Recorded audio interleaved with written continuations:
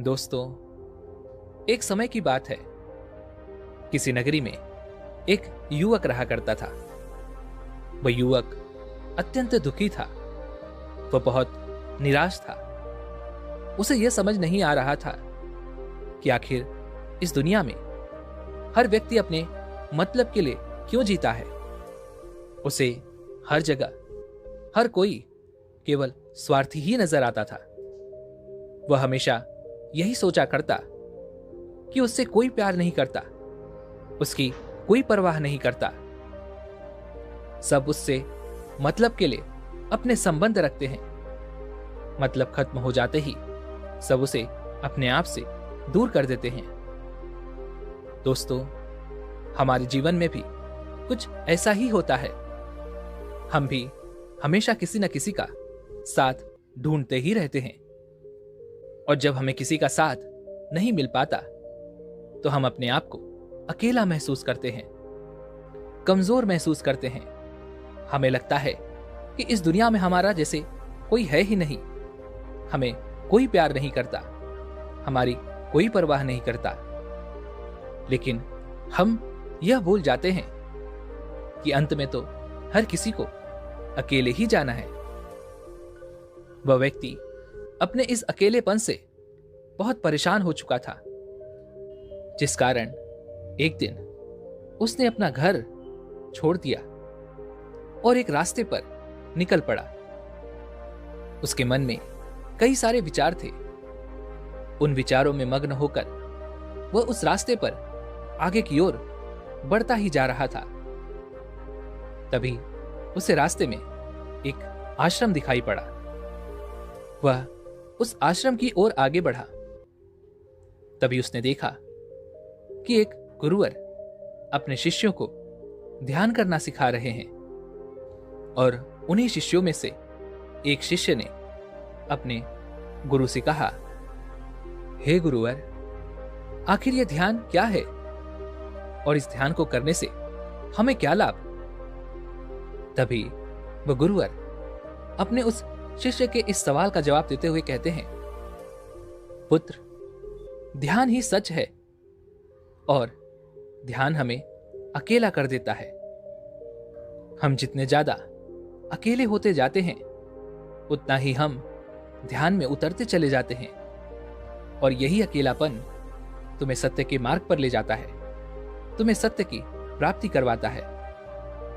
वह युवक आश्रम के बाहर खड़े होकर यह सब कुछ देख रहा था, सुन रहा था। जैसे ही उसने उन गुरुवर के मुख से ये सारी बातें सुनी, वह दौड़ा दौड़ा उन गुरुवर के पास आया और कहने लगा, हे गुरुवर, यदि ध्यान हमें अकेला कर देता है तो इसका मतलब यह हुआ कि मैं इन सब चीजों में श्रेष्ठ हूं।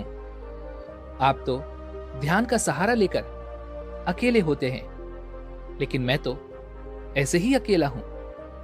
मेरा ऐसा कोई नहीं है जिसे मैं अपना कह सकूं, जो मेरी परवाह करता हो, जो मेरा ख्याल रखता हो, और मैं अपनी राह पर अकेला ही चलता चला जा रहा हूं।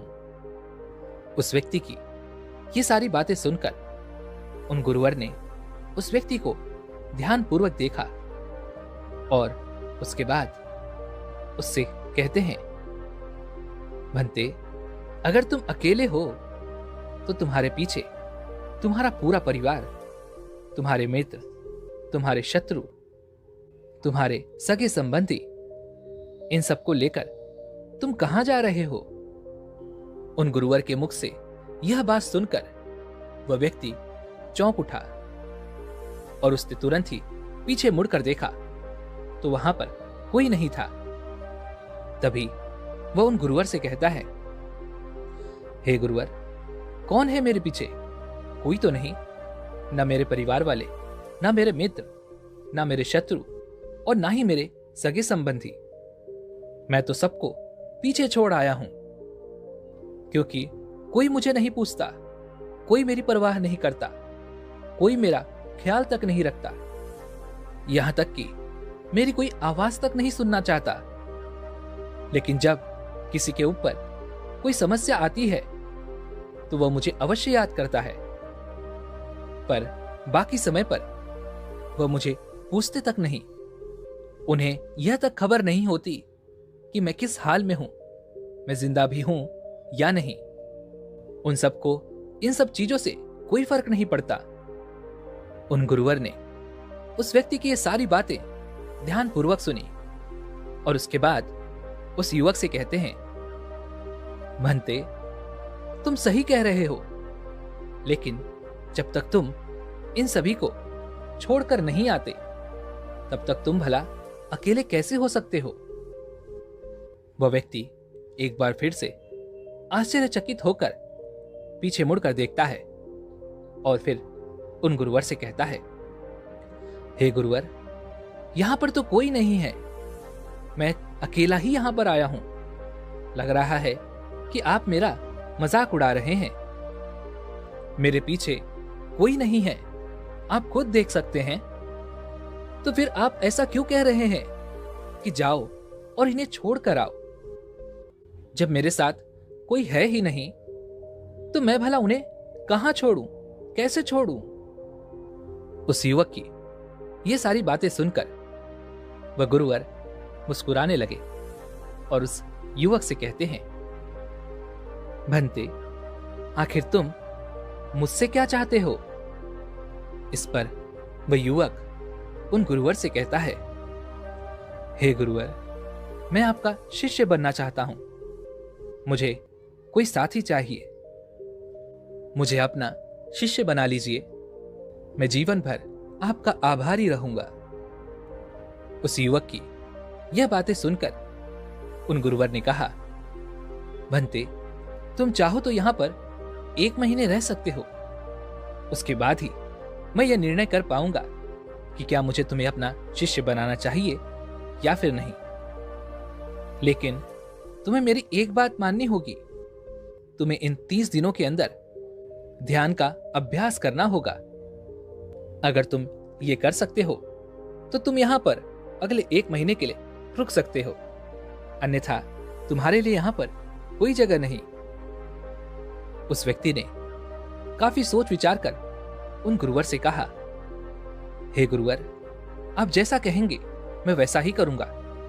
आप चाहते हैं कि मैं इन 30 दिनों में ध्यान का अभ्यास करूं, तो मैं ये करने के लिए तैयार हूं। उस व्यक्ति ने उन गुरुवर की बात मान ली और आश्रम में ही रुक गया। अगले दिन सुबह सुबह वह गुरुवर उस व्यक्ति के पास आए और उस व्यक्ति से कहने लगे, भंते, तुम किससे बात कर रहे हो? तुम्हारा ध्यान कहां है? इस पर वह व्यक्ति जवाब देते हुए कहता है, हे गुरुवर, मेरे साथ तो कोई नहीं है, मैं भला किससे बात करूंगा? मैं तो अकेला हूं। तभी वह गुरुवर उस व्यक्ति से कहते हैं, ठीक है, लेकिन अब ध्यान लगाओ, क्योंकि तुमने मुझे वचन दिया था कि इन 30 दिनों में तुम ध्यान का अभ्यास करोगे। उन गुरुवर के कहने पर वह व्यक्ति ध्यान करने बैठ जाता है, लेकिन पहले दिन उसे ध्यान करने में बहुत तकलीफें आती हैं, बहुत सारी परेशानियों का सामना करना पड़ता है। यहां तक कि वह ढंग से लगातार बैठ भी नहीं पा रहा था। उसके पैर मानो सुन्न से हो जाते और उसका पैर मानो काम करना ही बंद कर देता। ये सारी बातें वह गुरुवर देख रहे थे। तभी उन गुरुवर ने उस व्यक्ति से कहा, भंते, तुम जितना देर चाहो उतना देर बैठ सकते हो। ऐसा कोई जरूरी नहीं है कि तुम एकाएक लगातार बैठे ही रहो। यदि तुम्हें थोड़ी तकलीफ है तो तुम उठ सकते हो, टहल सकते हो और फिर आकर बैठ सकते हो। इतना कहकर वह गुरुवर वहां से चले गए। अगले दिन सुबह सुबह फिर वो उस व्यक्ति के पास आए और उस व्यक्ति से कहने लगे, भंते, कौन है? किससे बातें कर रहे हो? कोई आया है क्या? उन गुरुवर की इस बात का जवाब देते हुए वह व्यक्ति उन गुरुवर से कहता है, हे गुरुवर, यहां पर तो कोई नहीं है, आप खुद देख लीजिए, मैं भला किससे बातें करूंगा? तभी वह गुरुवर एक बार फिर उस व्यक्ति से कहते हैं, चलो ध्यान का अभ्यास करो। तभी वह व्यक्ति उन गुरुवर से कहता है, हे गुरुवर, क्या केवल आंखें बंद करके बैठ जाना इसे ही ध्यान कहते हैं? अगर इसे ही ध्यान कहते हैं तो यह तो बड़ा ही आसान है और इसे तो कोई भी कर सकता है। केवल आंखें बंद करके बैठना ही तो है। इसका जवाब देते हुए वह गुरुवर उस व्यक्ति से कहते हैं, भंते, केवल आंखें बंद करके बैठ जाना इसे ध्यान नहीं कहते। ध्यान करने के लिए तुम्हें अपने मन को एकाग्र करना होगा। अपने मन को किसी एक चीज पर लगाना होगा। वह कोई भी चीज हो सकती है, बाहर की कोई आवाज या तुम्हारे भीतर से आने वाली ये सांसें, इन सांसों के अंदर और बाहर होने की आवाज। तुम ऐसी किसी भी चीज पर ध्यान लगा सकते हो जो लगातार वर्तमान समय में घट रही है, ताकि तुम्हारा पूरा ध्यान उस चीज पर एकाग्र हो और तुम्हारा ध्यान कहीं भी भटके नहीं, जिस कारण तुम उस पर ध्यान लगा पाओगे। और एक बात और याद रखना, जब तुम उस चीज पर ध्यान लगाओगे तो तुम्हारा ध्यान हटना नहीं चाहिए। इतना कहकर वह गुरुवर वहां से चले गए। अगले दिन जब वह सुबह सुबह एक बार फिर उस व्यक्ति से मिलने आए तो उन्होंने एक बार फिर उस व्यक्ति से कहा, भंते, आज कौन आया है? किससे बातें कर रहे हो? बड़ी जोर जोर से आवाज आ रही है। तुम यहां पर खुद शांति पाने आए हो या फिर दूसरों को अशांत करने के लिए? वह व्यक्ति उन गुरुवर से कहता है, हे गुरुवर, पर यहां पर तो कोई है ही नहीं, तो मैं भला किससे बातें करूंगा? यहां तक कि अभी तक मेरे मुख से एक शब्द तक नहीं निकला है, तो फिर आपको कैसे जोर जोर की आवाजें आ रही हैं? और जब मैंने एक शब्द भी नहीं बोला तो मैं भला दूसरों के लिए अशांति का कारण कैसे बन सकता हूं? तभी वह गुरुवर उस व्यक्ति से कहते हैं, ठीक है, चलो ध्यान पर अभ्यास करो। तभी वह व्यक्ति उन गुरुवर से कहता है, हे गुरुवर, मेरा एक प्रश्न है, क्या मैं आपसे पूछ सकता हूं? तभी वह गुरुवर उस व्यक्ति से कहते हैं, पूछो, तुम्हें क्या पूछना है? तभी वह व्यक्ति उन गुरुवर से कहता है, हे गुरुवर, आप कहते हैं किसी भी एक चीज पर ध्यान लगाओ जो वर्तमान समय में घट रही हो, उस पर अपना पूरा ध्यान लगा दो। लेकिन जब मैं अपने सांसों पर या फिर किसी ऐसी चीज पर ध्यान लगाने का प्रयास करता हूं जो लगातार घट रही है, तो मेरा ध्यान लगातार नहीं रह जाता।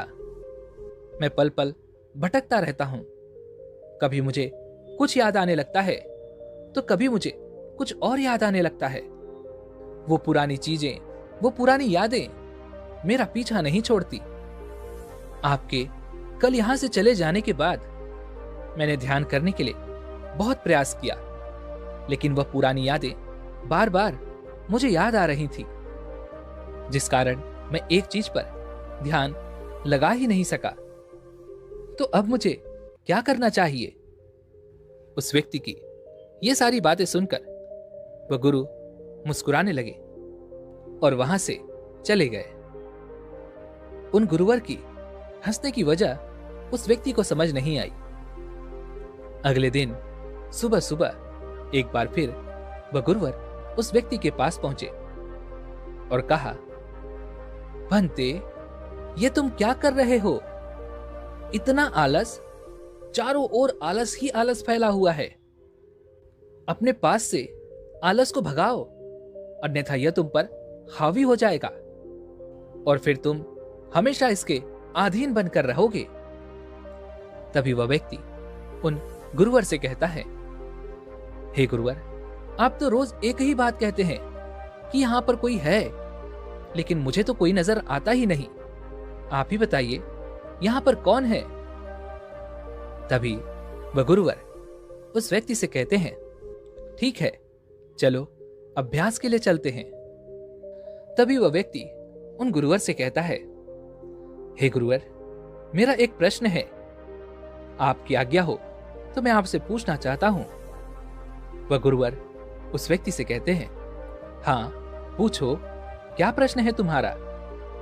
तभी वह व्यक्ति उन गुरुवर से कहता है, हे गुरुवर, आपकी कृपा से अब मैं पहले से बेहतर तरीके से ध्यान कर पा रहा हूं, लेकिन अभी भी मुझे एक समस्या आ रही है, और वह यह है कि जब भी मैं अपनी सांसों पर ध्यान देता हूं तो मेरा मन एकाग्र तो होता है और मैं पहले से ज्यादा और अच्छी तरह से ध्यान भी लगा पाता हूं, लेकिन ध्यान लगाते लगाते मुझे नींद आने लगती है और मैं सो जाता हूं। फिर उसके बाद मुझसे ध्यान नहीं हो पाता। उसके बाद केवल बस मुझे नींद ही नींद आती रहती है और मैं ध्यान की तरफ फिर अपने आप को मोड़ नहीं पाता। उस व्यक्ति की यह बात सुनकर वह गुरुवर उस व्यक्ति से कहते हैं, यह तो अच्छी बात है। इतना कहकर वो वहां से चले जाते हैं। 5वें दिन जब सुबह सुबह वह गुरुवर उस व्यक्ति के पास पहुंचते हैं तो वे कहते हैं, भंते, तुमने इतने लोगों को क्यों बुला रखा है? इतने सारे लोग तुम्हें ध्यान नहीं करने देंगे। तुमने इतने सारे लोगों को क्यों बुलाया है? इन्हें यहां से जल्दी भेजो। मुझे यह बिल्कुल नहीं पसंद। तुम तो यहां पर अकेले आए थे, जैसा कि तुमने कहा, तो फिर इतने सारे लोगों को तुमने आज क्यों बुला रखा है? इन्हें अभी के अभी वापस छोड़ कर आओ। तभी वह व्यक्ति उन गुरुवर के बारे में मन ही मन यह सोचता है कि लगता है गुरुवर पागल हो चुके हैं। वे जब भी रोज आते हैं तो हमेशा एक ही बात कहते हैं कि यहां पर कोई है, लेकिन मुझे तो कोई नजर ही नहीं आता।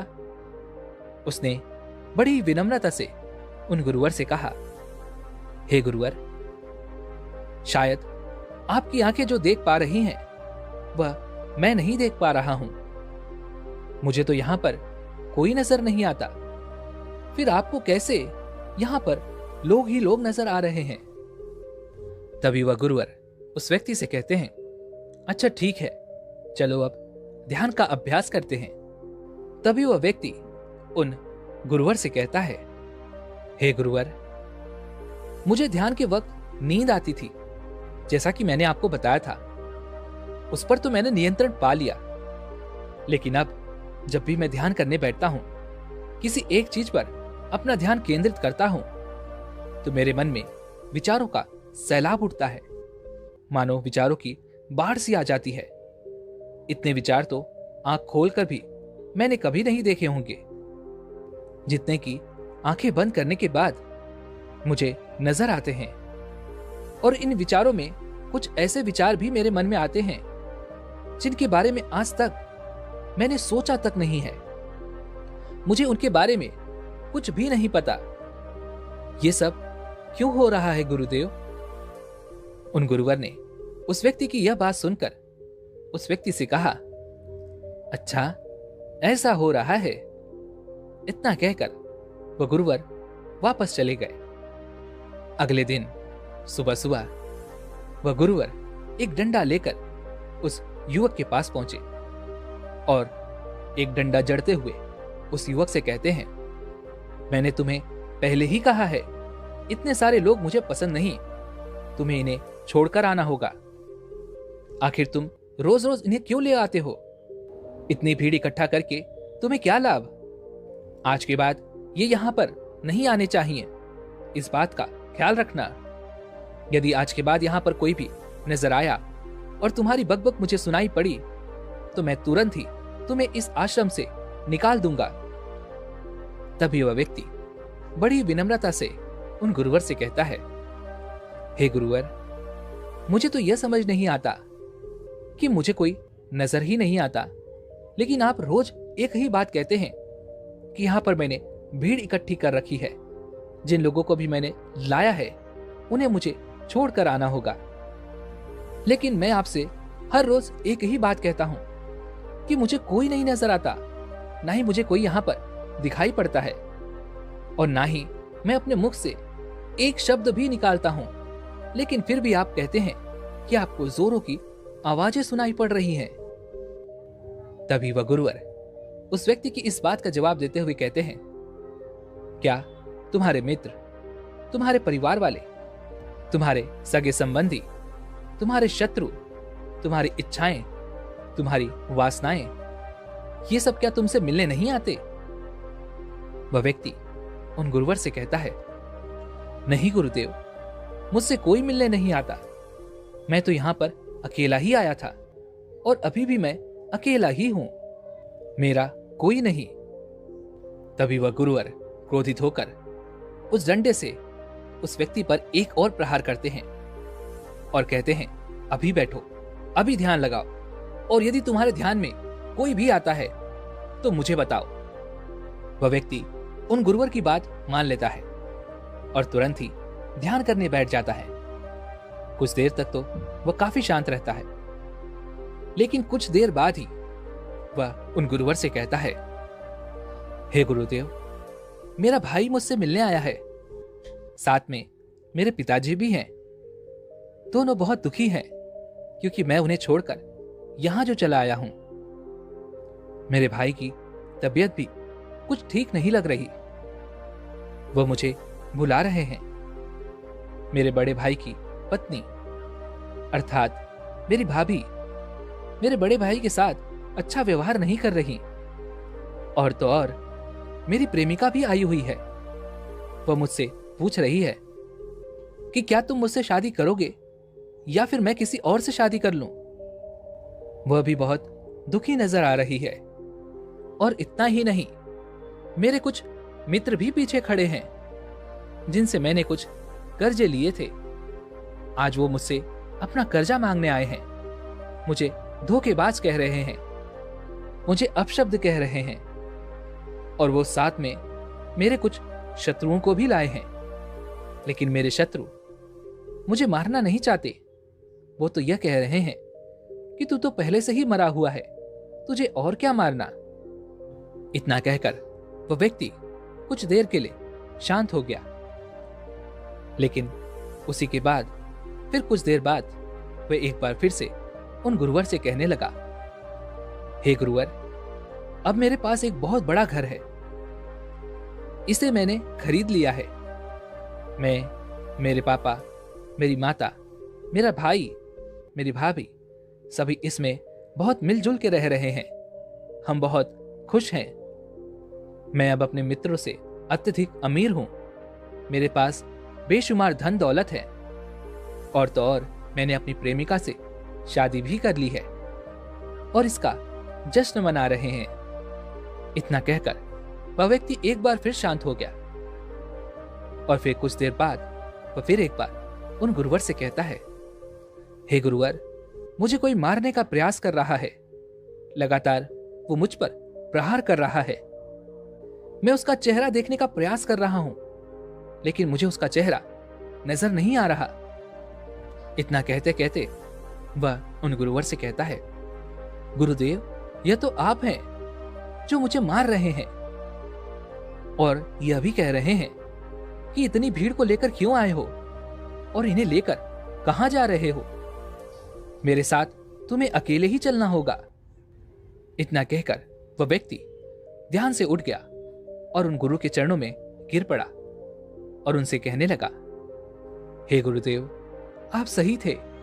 आप जो हमेशा कहते थे कि इस भीड़ को लेकर मैं कहां जा रहा हूं, आप हमेशा यही कहते थे कि इन सब को छोड़ कर आओ, लेकिन मुझे कोई नजर नहीं आता था। लेकिन आज मैंने उन सबको देख लिया जिन्हें मैं अपने साथ लेकर आया था, जिन्हें मैं अपने साथ लेकर घूम रहा था। हर कोई मेरे साथ ही है, मेरे पास है, लेकिन मैं यह सोच रहा था कि आखिर मैं इतना बेचैन क्यों हूं और मेरी बेचैनी की वजह क्या है। उस व्यक्ति की ये सारी बातें उन गुरुवर ने ध्यानपूर्वक सुनी, और उसके बाद वो वहां से चुपचाप उठकर चले गए। उसके बाद से वह गुरुवर उसके पास कभी नहीं आए, लेकिन वह व्यक्ति हर रोज ध्यान का अभ्यास कर रहा था और पूरे 1 महीने बाद जब वह उन गुरुवर के पास पहुंचा तो उन गुरुवर से कहने लगा, हे गुरुवर, जैसा कि आप कहते थे कि मैं हमेशा अपनी भीड़ को अपने साथ लेकर घूमता हूं, तो आज मैंने उस भीड़ को विदा कर दिया है और अब मैं बिल्कुल अकेला हूं। मेरे साथ कोई नहीं, मेरे साथ आप भी नहीं हैं, यहां तक कि मैं खुद अपने साथ नहीं हूं। मैं एक परम शांति महसूस कर रहा हूं। अब मुझे ऐसा प्रतीत होता है कि अब मेरे जीवन में कोई समस्या नहीं है, कोई समाधान नहीं है। मैं बहुत हल्का महसूस कर रहा हूं, मैं बहुत अच्छा महसूस कर रहा हूं और इस शांति में जो आनंद है, वाह, इसका क्या कहना। तभी वह गुरुवर उस व्यक्ति से कहते हैं, भंते, अगर तुम चाहो तो इस अकेलेपन को लेकर तुम अपनी दुनिया में वापस जा सकते हो। अब यदि तुम उस संसार में वापस भी लौट जाओ, भले ही लोग तुम्हारे आसपास क्यों न रहें, भले ही पूरी भीड़ तुम्हारे साथ क्यों न रहे, लेकिन फिर भी तुम अकेले ही रहोगे। फिर चाहे वो तुम्हारे रिश्तेदार हो, सगे संबंधी हो, परिवार वाले हों, तुम्हारे मित्र, तुम्हारे शत्रु, तुम्हारी भावनाएं या फिर तुम्हारी प्रेमिका, इन सब के साथ रहकर भी तुम पूर्ण रूप से अकेले ही रहोगे।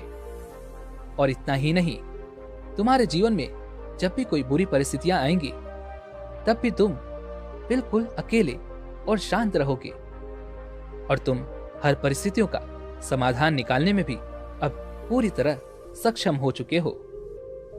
और यदि अब तुम चाहो तो मैं तुम्हें अपना शिष्य बना सकता हूं, क्योंकि हो सकता है तुम्हें यह लग रहा हो कि ये 30 दिन तो पूरे खत्म हो चुके, लेकिन ध्यान का मार्ग तो अभी शुरू हुआ है। और याद रहे कि अभी तो बहुत कुछ सीखना है, जानना है, लेकिन कुछ रखना नहीं है। यह मार्ग अभी शुरू हो रहा है और यह मार्ग अति लंबा है और इस मार्ग की शुरुआत शांति से ही होती है।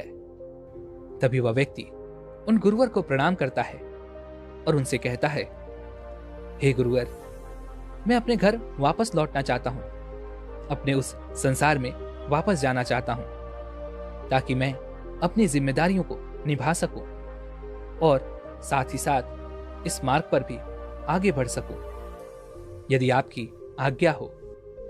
इतना कहकर वह व्यक्ति शांत हो गया। तभी वह गुरुवर मुस्कुराने लगे और उस व्यक्ति से कहते हैं, भंते, मन शांत हो तो सब हो सकता है। तुम संसार में रहकर भी अकेले रह सकते हो, लेकिन एक बात याद रखना कि हमें सीखना बहुत कुछ है, जानना बहुत कुछ है, लेकिन रखना कुछ भी नहीं। अब तुम जा सकते हो, तुम्हारा कल्याण हो। दोस्तों, उम्मीद है कि आपने आज की इस वीडियो से जरूर कुछ न कुछ सीखा होगा। तो आज की इस वीडियो को लाइक और अपने दोस्तों के साथ शेयर करना ना भूलें और हमें ऐसे ही सपोर्ट करने के लिए चैनल को सब्सक्राइब और घंटी बटन को भी जरूर दबा दें। तो चलिए मिलते हैं इस एक और वीडियो में, तब तक के लिए अपना ख्याल रखें।